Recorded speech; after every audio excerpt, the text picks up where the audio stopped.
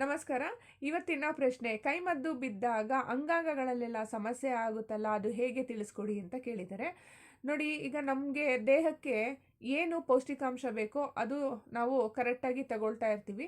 ಅಕಸ್ಮಾತು ಆ ಪೌಷ್ಟಿಕಾಂಶ ಬಿಟ್ಟು ಏನಾದರೂ ಬೇರೆ ರೀತಿಯಾಗಿರ್ತಕ್ಕಂತಹ ಒಂದು ಪದಾರ್ಥಗಳನ್ನ, ಅಂದರೆ ನಮಗೆ ಏನು ಸೂಟಬಲ್ ಆಗುತ್ತೆ ಅದು ಬಿಟ್ಟು ಬೇರೆ ಏನಾದ್ರು ತಗೊಂಡಾಗ ನಮ್ಮ ದೇಹ ಸ್ಪಂದಿಸೋದಿಲ್ಲ.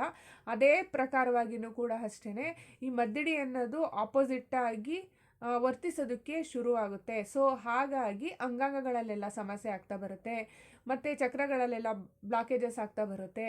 ಅಂಗಾಂಗಗಳಲ್ಲಿ ಹೆಂಗಪ್ಪ ಸಮಸ್ಯೆ ಆಗುತ್ತೆ ಅಂತ ಅಂದರೆ, ಇವಾಗ ನೀವು ತಿನ್ನುವಂಥ ಆಹಾರ ಪದಾರ್ಥ ಸರಿಯಾದ ರೀತಿಯಲ್ಲಿ ಜೀರ್ಣ ಆಗೋದಿಲ್ಲ, ಅದು ಅಜೀರ್ಣಕ್ಕೆ ತಿರುಗುತ್ತೆ. ಮತ್ತು ಗ್ಯಾಸ್ಟ್ರಿಕ್ ಸಮಸ್ಯೆ ಬಂದ್ರೂ ಕೂಡ ಅಷ್ಟೇ, ಅದ್ರ ರಿಲೇಟೆಡ್ ಆಗಿರ್ತಕ್ಕಂತಹ ಒಂದು ಕಾಯಿಲೆ ಕಸಾಲೆಗಳೆಲ್ಲ ಸೃಷ್ಟಿ ಆಗ್ತಾ ಹೋಗುತ್ತೆ. ಇದನ್ನು ಯಾವಾಗ್ಲೂ ನಾವು ಒಂದೇ ರೀತಿಯಾಗಿ ಥಿಂಕ್ ಮಾಡಬಾರ್ದು. ಸುಮಾರು ವಿಡಿಯೋಗಳಲ್ಲಿ ಹೇಳ್ತಾ ಇರ್ತೀನಿ, 2-3 ರೀತಿಯಾಗಿ ಥಿಂಕ್ ಮಾಡಬೇಕು. ಒಂದು ಆಹಾರ ಪದ್ಧತಿ ನಮ್ಮದು ಕರೆಕ್ಟಾಗಿದೆಯಾ ಇಲ್ಲ ಅಂತೇಳಿ ನೋಡ್ಕೋಬೇಕು, ಇಲ್ಲ ಇದೇನಾದ್ರು ಅನ್ಯಾಚುರಲ್ ಆಗಿ ಬಂದಿದೆಯಾ ಅಂತ ನೋಡ್ಕೋಬೇಕು. ಕೆಲವೊಬ್ಬರಿಗೆ ಮನಸ್ಥಿತಿ ಸರಿ ಇಲ್ಲ ಅಂತ ಅಂದ್ರೂ ಕೂಡ ಅಷ್ಟೇ ಈ ಥರದ ಒಂದು ಸಮಸ್ಯೆ ಬರುವಂತಹ ಚಾನ್ಸಸ್ಸನ್ನು ಕೂಡ ಇರುತ್ತೆ. ಈ ಮನಸ್ಸಿನ ಮೇಲೆ ಪರಿಣಾಮ ಬಿದ್ದಾಗ ಕೂಡ ಅಷ್ಟೇ ಯಾವ ಕಡೆನೂ ಕೂಡ ನಮಗೆ ಗಮನ ಅನ್ನೋದು ಇರೋದಿಲ್ಲ. ಒಂದು ಊಟ ತಿಂಡಿ ಆಗಲಿ, ಒಂದೇನೇ ಒಂದು ಕೆಲಸ ಮಾಡಬೇಕಾಗ್ಲಿ, ಅದು ಗಮನ ಇರೋದಿಲ್ಲ. ಯಾವುದೋ ಒಂದು ವಿಷಯಕ್ಕೆ ಮನಸ್ಸನ್ನು ಕೆಡಿಸ್ಕೊಂಡಿರ್ತಾರೆ ಅಂತ ಅಂದ್ಕೊಳ್ಳೋಣ. ಆವಾಗಲೂ ಕೂಡ ಈ ಥರ ಊಟ ತಿಂಡಿ ಬಿಡುವಂಥದ್ದು, ಅಂಗಾಂಗಗಳಿಗೆ ಬೇಕಾಗಿರ್ತಕ್ಕಂಥ ಶಕ್ತಿ ಸಾಮರ್ಥ್ಯ ಏನೂ ಸಿಗ್ತಿರಲ್ಲ, ಫುಡ್ ಕರೆಕ್ಟಾಗಿ ಮಾಡ್ತಾ ಇರಲ್ಲ, ಈ ಥರನೂ ಒಂದಿರುತ್ತೆ. ಮತ್ತು ಅನ್ಯಾಚುರಲ್ಲಾಗಿ ಅಕಸ್ಮಾತ್ ಏನಾದರೂ ಮದ್ದಿಡಿ ಹಾಕಿದಾಗ್ಲೂ ಕೂಡ ಅಷ್ಟೇ ಅಲ್ಲಲ್ಲೇ ಸ್ಟ್ರಕ್ ಆಗುತ್ತೆ.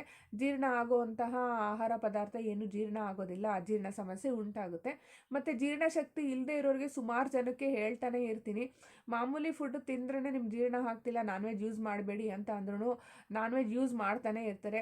ಕೆಲವರೆಲ್ಲ ಟ್ರೀಟ್ಮೆಂಟು ತಗೊಳ್ಳೋಕ್ಕಿಂತ ಮುಂಚೆ ಅಯ್ಯೋ ನಾನ್ ವೆಜ್ ಎಲ್ಲ ಬಿಡಬೇಕಾಗುತ್ತಾ 21 ದಿವಸ 1 ತಿಂಗಳು ಹಿಂಗೆಲ್ಲ ಅಂತೇಳಿ ಟ್ರೀಟ್ಮೆಂಟೂ ಕೂಡ ತಗೊಳೋದಿಲ್ಲ. ಆ ಥರನೂ ಕೂಡ ವಾಪಸ್ ಹೋಗಿರೋ ಅಂಥವ್ರು ಕೂಡ ಇದ್ದಾರೆ. ಮಾಮೂಲಿ ಫುಡ್ಡು ತಿಂದ್ರೇ ಜೀರ್ಣ ಆಗ್ತಾ ಇರೋದಿಲ್ಲ ಅಂತ ನಾನ್ ವೆಜ್ಜು ತಿಂದರೆ ಹೆಂಗೆ ಜೀರ್ಣ ಆಗುತ್ತೆ, ಆ ಜೀರ್ಣ ಶಕ್ತಿನೇ ಇರೋದಿಲ್ಲ ಆ ಟೈಮಲ್ಲಿ.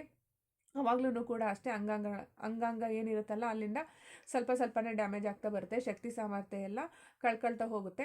ಇವಾಗ ಒಂದು ಗಿಡ ಇರುತ್ತೆ ಅಂತ ತಿಳ್ಕೊಳ್ಳಿ, ಅದಕ್ಕೆ ನಾವು ನೀಟಾಗಿ ಹೇಗೆ ಪೋಷಣೆಯನ್ನು ಮಾಡ್ತೀವಲ್ವಾ, ನೀರು ಹಾಕೋದು, ಗೊಬ್ಬರ ಹಾಕೋದು, ಸೂರ್ಯನ ಬೆಳಕಿಗೆ ಇಡುವಂಥದ್ದು, ಈ ಥರ ಎಲ್ಲ ಮಾಡ್ತೀವಲ್ಲ, ಮಾಡಿದಾಗ ಏನಾಗುತ್ತೆ ಆ ಗಿಡ ಸಮೃದ್ಧಿಯಾಗಿ ಚೆನ್ನಾಗಿ ಬೆಳೆಯುತ್ತೆ. ಹೂ ಕೊಡೋದು ಅಥವಾ ಹಣ್ಣು ಹಂಪಲು ಕೊಡೋದು ಈ ಥರದ್ದೆಲ್ಲ ಹೇಗೆ ಮಾಡುತ್ತಲ್ವ, ಅದೇ ಪ್ರಕಾರವಾಗಿಯೂ ಕೂಡ ಅಷ್ಟೇ ಮನುಷ್ಯನ ದೇಹದ ಸ್ಥಿತಿನೂ ಅಷ್ಟೇ, ಮನಸ್ಸಿನ ಸ್ಥಿತಿನೂ ಅಷ್ಟೇ, ನಾವು ಹೇಗೆ ನೋಡ್ಕೊತೀವಿ ಅದೇ ಪ್ರಕಾರವಾಗಿ ಅದು ಬೆಳೀತಾ ಹೋಗುತ್ತೆ. ಸೊ ನಾವು ಸರಿಯಾಗಿದ್ದು, ಒಂದು ಆಹಾರ ಪದ್ಧತಿ ಕ್ರಮನೂ ಕೂಡ ಕರೆಕ್ಟಾಗಿದ್ದು, ಮತ್ತು ನಮ್ಮ ಮನಸ್ಥಿತಿನೂ ಕೂಡ ಸರಿಯಾದ ರೀತಿಯಲ್ಲಿ ಇಟ್ಕೊಂಡು ನಮಗೇನು ಬೇಕು ಪೌಷ್ಟಿಕಾಂಶ ಅದನ್ನೆಲ್ಲ ನಾವು ನೀಟಾಗಿ ತಗೊಳ್ತಾ ಇದ್ದರೆ ಅದು ಒಂದು 50% ಗುಣ ಆಗ್ತಾ ಹೋಗುತ್ತೆ. ಇನ್ನು ಮಿಕ್ಕಿದ್ದು ಅನ್ಯಾಚುರಲಾಗಿ ಬಂದಿರತಕ್ಕಂಥ ಟ್ರೀಟ್ಮೆಂಟು ತೆಗೆದುಕೊಂಡಿದ್ದಾದಮೇಲೆ ಅದು ಗುಣ ಆಗುತ್ತೆ.